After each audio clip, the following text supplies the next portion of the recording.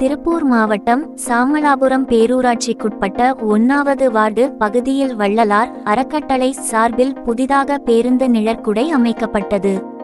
புதிதாக அமைக்கப்பட்ட பேருந்து நிழற்குடையை வாழும் வள்ளலார் ராமச்சந்திரன் ரிப்பன் வெட்டி திறந்து வைத்தார்.